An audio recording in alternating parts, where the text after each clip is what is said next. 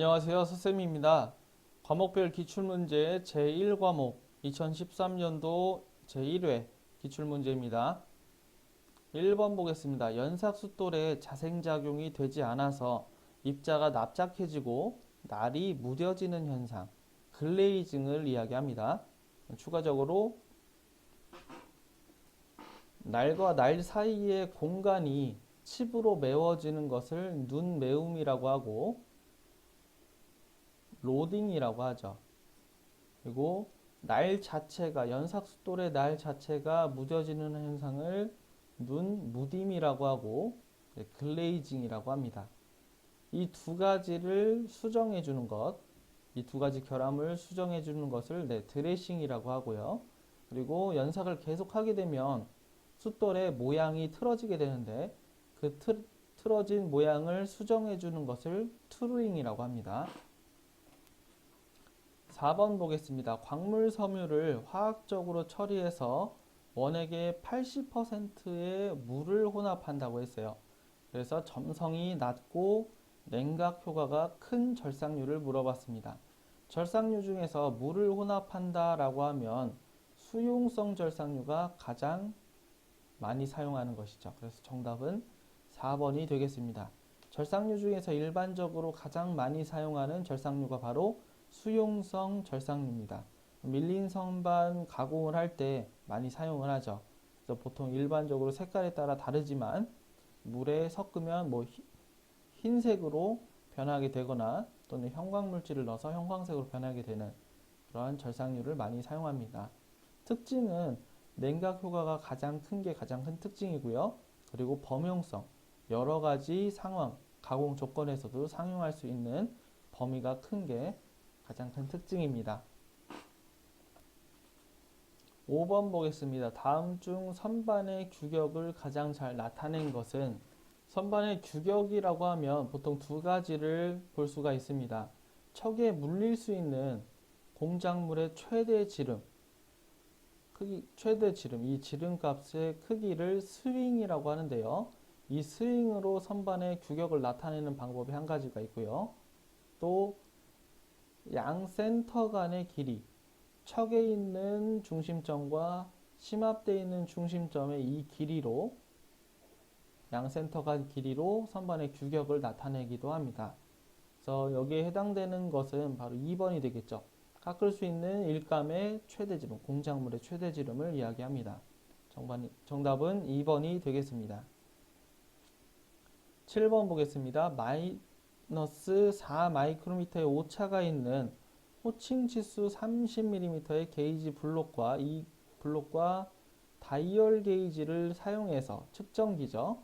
비교 측정한 결과값이 30.274래요. 그러면 실제 이 공작물의 치수를 물어봤죠. 측정 오차라고 하는 것은 측정기로 측정한 값의 실제 치수, 그 공작물의 실제 치수를 뺀 값과 같습니다. 그래서 공식이 이렇게 되고요. 지금 같은 경우는 실제 치수를 물어봤기 때문에 이 공식을 실제 치수로 정리를 해보면 이렇게 되겠죠. 측정한 값 빼기 측정 오차. 그래서 측정한 값은 이 측정기, 블록 게이지와 다이얼 게이지가 측정기죠. 그래서 그 결과값은 30.274래요. 그리고 빼기 측정 오차가 있죠. 오차가 마이너스 4 마이크로미터입니다. 1 마이크로미터는 1000분의 1, 만분이 아니고 1000분의 1이죠. 1000분의 1 밀리미터입니다. 그래서 마이너스 0.004가 되겠죠. 얘를 계산해주면 30.278이 나오죠. 그래서 정답은 1번이 되겠습니다. 공식으로 푸는 방법이 하나가 있고 개념적으로 푸는 방법도 있죠. 무조건 작게 표현해 준대요. 마이너스 4 마이크로미터처럼. 그래서 이 측정기를 사용해서 이 결과값을 얻었으니까 생각해 볼 수 있죠. 얘는 무조건 작게 얘기해 주는 측정기죠. 그래서 그만큼을 더해 주는 값이 실제 치수 값이 될 수 있습니다. 이렇게 개념적으로 풀 수 있는 방법도 있습니다. 두 가지 방법 중에 네, 용이한 편한 것을 선택하셔서 풀면 되겠습니다.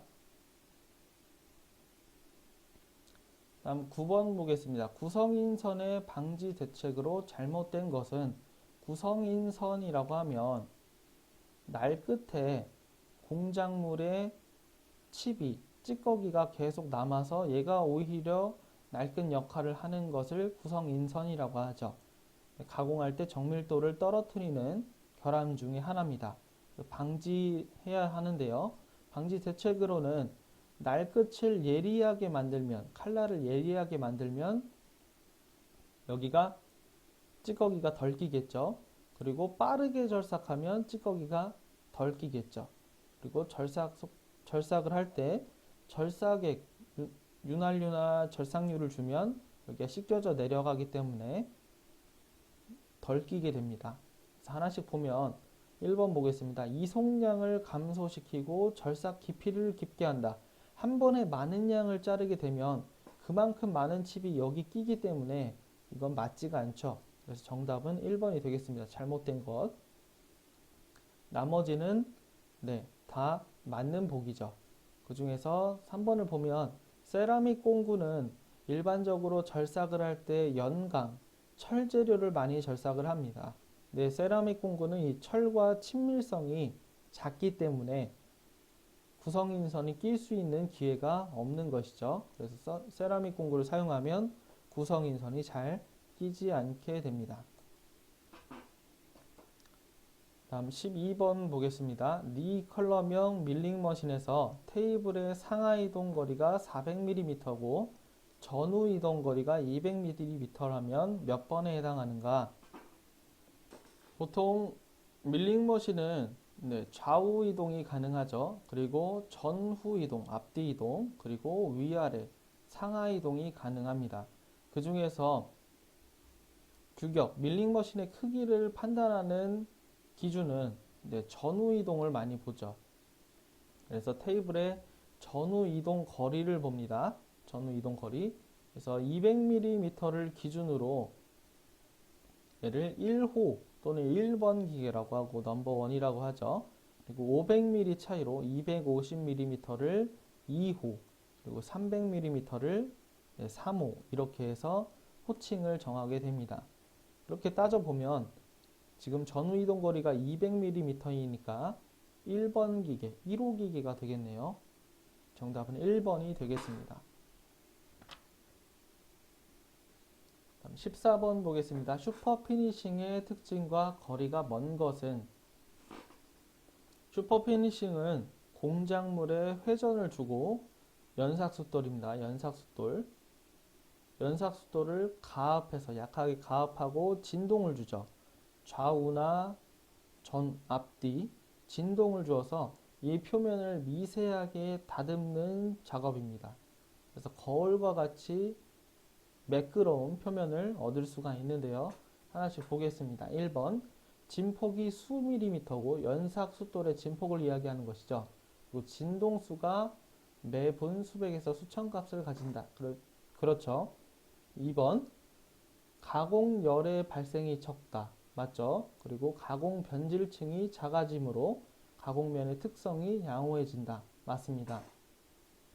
3번 다듬질 표면은 마찰 계수가 적고 매끄럽기 때문이죠.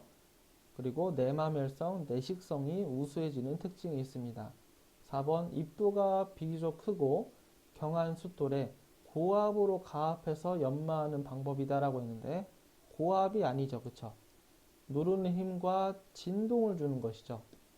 그래서 정답은 4번이 되겠습니다. 16번 보겠습니다. 선반 작업에서 공구의 절인 선단에서 바이트 밑면에 평행한 수평면과 경사면이 형성하는 각도는, 바이트를 대략적으로 그려보면 이렇게 되죠. 이게 옆면에서 본 모습이고요. 이거 측면, 평면으로 본, 위에서 본 모습이죠. 그래서 지금 공구 절인 선단이라고 하면 날 끝을 이야기합니다. 그리고 바이트 밑면에 평행한 수평면이라고 하면 밑면에 평행한 수평면인데 절인 선단을 기준으로 해서 이 수평면을 이야기하죠. 여기에 형성되는 경사각도가 이곳이죠. 그렇죠? 알파 값이고 여기가 바로 경사각이 되겠습니다. 날끝이 예리한가 예리하지 않은가를 판별하는 각도죠. 그래서 정답은 4번이 되겠고요. 참고적으로 바이트 옆면에 평행한 수직면이다 라고 하면 옆면에 수직으로 이렇게 되어 있는 이 각도, 베타 각도죠. 여유각이 되겠습니다.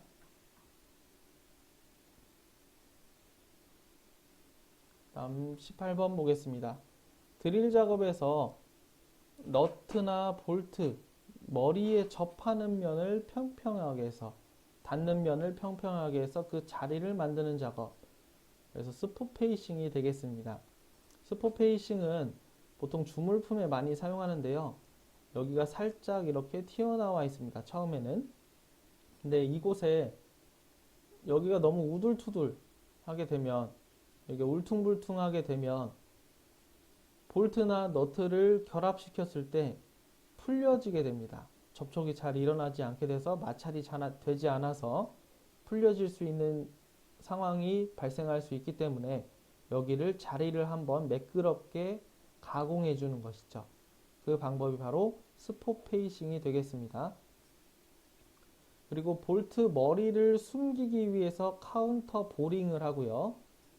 볼트 머리 중에 접신머리라고 해서 이렇게 경사가 진 머리를 갖고 있는 볼트가 있습니다. 그런 볼트를 숨기기 위해서는 카운터 싱킹이라는 것을 합니다. 그래서 드릴 가공의 종류 반드시 알아두시길 바랍니다. 마지막으로 20번 보겠습니다. 센터리스 연삭기의 장단점으로 틀린 것을 물어봤죠. 센터리스 연삭기는 보통 이렇게 되어 있습니다. 이 빨간색이 이제 연삭을 담당하는 연삭 숫돌이 되겠고요. 검은색이 이제 공작물, 가공물이 되겠습니다. 그리고 파란색이 조정숫돌이라고 하죠. 조정숫돌은 연삭을 담당하지 않고 공작물을 앞으로 밀어내게 하는 역할을 하게 됩니다. 그래서 조정숫돌이 공작물을 계속 앞으로 밀어내게 하고 연삭숫돌이 계속 연삭을 담당하게 되므로 자동적으로 이 긴 공작물을 연속적으로 가공할 수 있는, 연삭할 수 있는 그런 특징이 있습니다. 하나씩 보겠습니다. 센터가 따로 필요하지 않고 그래서 센터 구멍을 가공할 필요가 없죠. 그리고 속이 빈 가공물을 연삭할 때 편리한 방법입니다. 1번은 맞고요. 긴 홈이 있는 가공물이나 대형 공작물 또는 중량물 연삭이 가능하다라고 했는데 중량물이라고 하면 무거운 물체죠. 무거운 물체를 여기다 두면 이렇게 밑으로 빠지게 되겠죠. 조정숫돌이 받쳐주지 못하고 빠지게 됩니다. 그래서 가장 큰 특징이 중량물 연삭은 센터리스로는 불가능합니다. 그래서 2번이 정답이 되겠고요.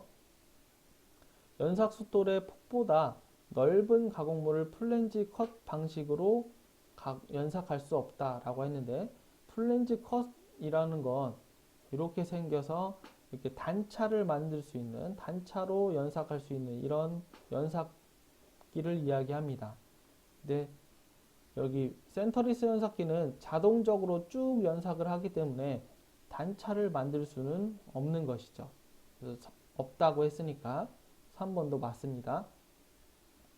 4번 연삭숫돌의 폭이 크므로 지름의 마멸이 적고 수명이 길다. 보통 이렇게 두껍게 많이 설계를 합니다. 그래서 오랫동안 사용해도 연삭숫돌이 많이 닳아 없어지지 않도록 자동적으로 연삭을 할 수 있는 그런 연삭기가 바로 센터리스 연삭기가 되겠습니다. 이상 마치겠습니다. 감사합니다.